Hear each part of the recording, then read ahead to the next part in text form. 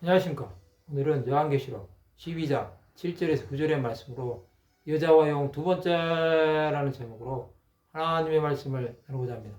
본 말씀은 하늘에 전쟁이 있으니 미가엘과 그의 사자들이 용과 더불어 싸울세 용과 그의 사자들도 싸우나 이기지 못하여 다시 하늘에서 그들이 있을 곳을 얻지 못한지라. 큰 용이 내쫓기니 옛뱀 곧 마귀라고도 하고 사탄이라고도 하며 온 천하를 깨는 자라. 그가 땅으로 내쫓기니 그의 사자들도 그와 함께 내쫓기니라. 이제 하늘에 전쟁이 있습니다. 그들은 미가엘과 그의 사자들이 용과 더불어 싸우는 것입니다. 미가엘은 하나님의 천사장으로 군대 장관입니다. 용과 그의 사자들도 싸우나 이기지 못하는 것입니다. 사탄은 천사들과 싸우나 하나님의 함께 하시면 이길 방법이 없습니다. 그들이 있을 곳을 얻지 못하였습니다.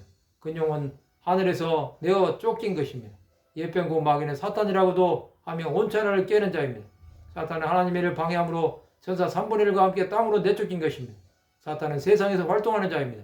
그는 그의 시간이 다 돼감을 아는 것입니다. 사탄은 그의 시간이 마칠 때까지 최후의 발악을 할 것입니다. 그가 천하를 깨므로 하나님의 일을 망치려고 하는 것입니다. 그러나 그가 하는 일은 하나님의 전능하심에 대한 도전입니다. 그렇기 때문에 하나님은 이 일을 허락하지 않으십니다. 하나님의 방법으로 사는 사람들이 되어야 합니다. 그러나 하나님의 일을 하지 않고 사탄의 방법을 따르는 자들에게는 평안이 없다는 사실을 깨달아야 합니다. 우리에게는 하나님의 보호하심이 있습니다. 그것은 어디에서나 주 예수와 동행하는 사람들에게 주시는 은혜입니다.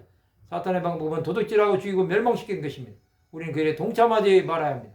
그 일에 연합하는 순간 모든 것이 끝나게 되는 것입니다. 우리는 우리의 방법이나 생각으로 살지 말아야 합니다. 사탄의 방법대로 행하는 순간 모든 것은 물거품처럼 사라질 것입니다. 이 땅은 평화와 안정은 없습니다. 그것을 믿고 나가는 순간 하나님의 일하심은 없을 것입니다. 하나님 안에 거하지 않을 때 세상의 것은 마르고 시들어지는 것입니다. 이 세상이 주는 평안으로 살려고 하는 순간 하나님의 돌보심은 더 이상 존재하지 않을 것입니다. 사탄의 노예가 된 사람들은 사탄의 생각으로 가득 찰 것입니다. 그 시간이 아무것도 아님을 깨달아야 합니다. 우리가 그렇게 살아갈 때 하나님의 인도하심을 경험하게 된 것입니다. 내 생각과 내 의지가 들어가는 순간 하나님의 일하심은 없으십니다. 하나님의 보호하심 아래 거하시기 바랍니다. 그 보호하심은 순간순간 주시는 은혜 가운데 있는 것입니다. 사탄이 미가엘에게 뺏기에 세상은 사탄이 다스리고 있습니다. 그러나 그 시간이 끝나면 하나님의 심판 아래에 놓이게 될 것입니다.